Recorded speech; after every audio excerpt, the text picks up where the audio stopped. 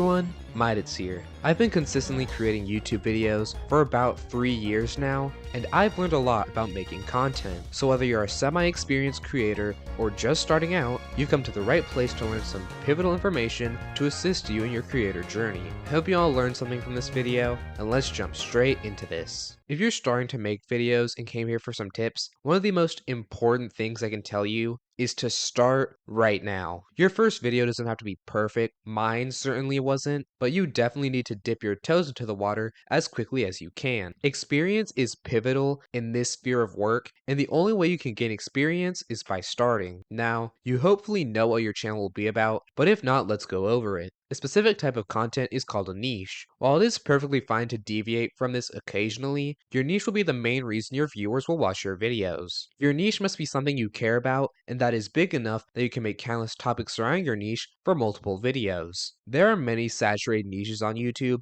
which means that there are tons of content creators already making that type of content. So if you go into a saturated niche, make sure you don't do the exact same thing as everyone else and add your own unique spin on things that can't be found in other creators' content. That's exactly why I recommend watching the content of other competitors in your niche. Not to take from their videos, of course, but rather to avoid that by saying what points they didn't touch upon in their videos and adding them to your own. Consistency is key is a phrase that perfectly describes YouTube, not just in regards to what content you make, but also with how often you make content. Depending on your niche, the amount of time it takes for you to make videos can vary wildly, so figure out a schedule that works for your channel. Whether daily, weekly, or even bi-weekly, pick something that works for you. Now that you have your niche and schedule worked out, you have to ask yourself, how exactly am I going to create these videos? Now, some of the following items you may or may not need depending on the style of content that you make. For recording software, I've always used the free application OBS Studio, but there are definitely other options out there if it isn't to your liking. The video editing software I use is Filmora,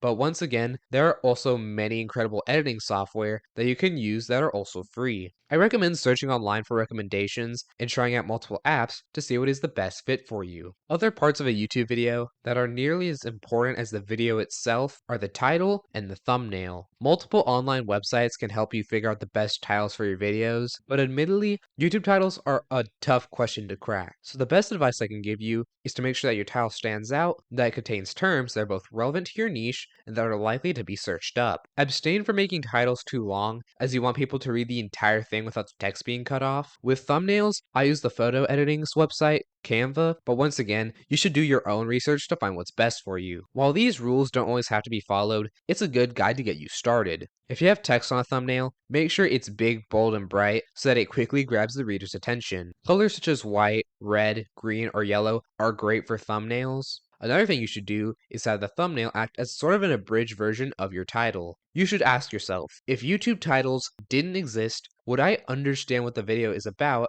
based on the thumbnail alone? If not, remake the thumbnail so that it fits in line with this idea. Lastly, make consistency an aspect of your thumbnails as well so that returning viewers can easily recognize your content. Of course, when making a video, the entire product is important, but what you should focus on when you start is the hook. The hook is the first roughly 30 seconds where you introduce the point of the video. If you plan on doing an intro catchphrase or animation, make it concise and quickly get to the proper intro. When making the hook, you need to show the viewer that they clicked on the correct video, so restate the point of the video that is mentioned in the thumbnail and title. Although, you of course don't just say the same thing word for word. Try to add more to entice the viewer by hinting towards a surprising moment or telling the viewer what they will gain from watching the full video. Another thing, I wouldn't recommend asking for subscribers during the start of the video, and while it is fine to do it at the end, I think the middle is the best, as viewers are invested in the content but are not yet clicking off because they've reached the outro. And lastly, you can't just simply ask, you need to show why subscribing to you is worth it. By this point, you likely have all the steps you need to have created your first video. Whether it does well or not,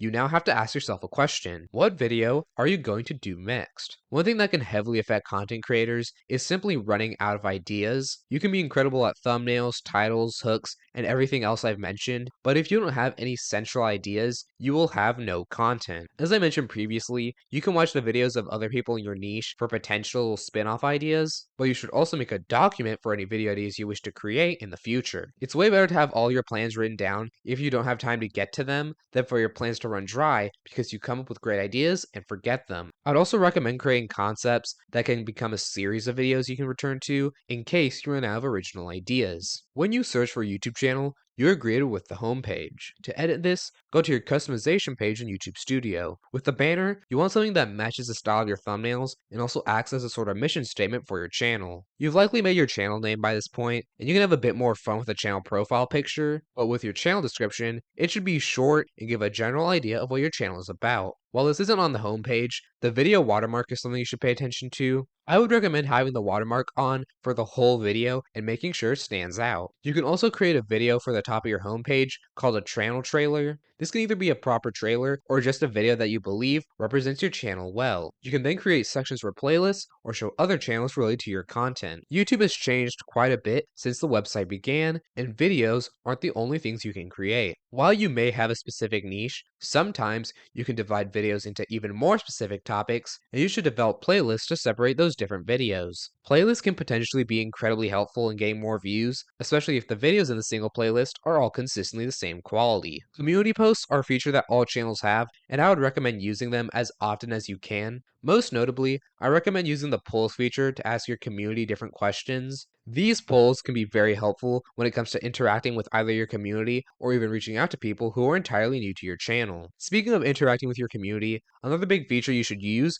is live streaming. While I do believe that multi-streaming on multiple platforms is the best option, it may be rather taxing on your device, so it should be completely up to you if you want to stream on YouTube, Twitch, other sites, or use multiple sites interchangeably for different streams. I would recommend, though, that you are on other platforms just in case something bad happens to your channel so that you'll be able to communicate with your audience. Streaming can be greatly beneficial in growing your viewer base, and it's also more content for your channel, which is another bonus. Like with your videos, you should have a streaming schedule that you attempt to follow, especially since way more viewers will know when you go live. Lastly, you should use the more recent addition to YouTube, YouTube Shorts. While YouTube Shorts' reputation isn't the best, they are great for helping your channel overall. I've gained plenty of subscribers from Shorts that honestly didn't take that much time to make. While some of these subscribers may not translate over to your main content, some might, and you want to use all the advantages you can get when you're a smaller channel. A simple method to make a lot of shorts is to make clips out of moments from either your videos or your live streams. This is actually something recommended by YouTube, as they have a section in the shorts settings that allows you to link a short to the original video that it came from. Speaking of which, if you make a short from some previous content, make sure to use this feature to link it to your original video so that viewers may potentially go watch it. This step may be complicated for some people, and I haven't been able to do it myself often, but you should definitely try to get in contact with other creators within your niche for collaborations. It's ultimately beneficial for both of you, as your audiences may go and view each other's content. Doing this often and with multiple creators can really help create a vast community, and is honestly one of the best things you can do if you really want to grow. Lastly, the most important thing you should do when starting YouTube, as cheesy as it sounds, is to have fun. You should only be making YouTube videos if you enjoy doing it. If recording, editing, or writing is exhausting to the point that you're not having a good time, or if you feel completely demotivated to do anything when a video does poorly, YouTube just might not be the thing for you. If you want to make it fun on YouTube, you gotta get some joy out of the video making progress. You can of course struggle sometimes when working on videos,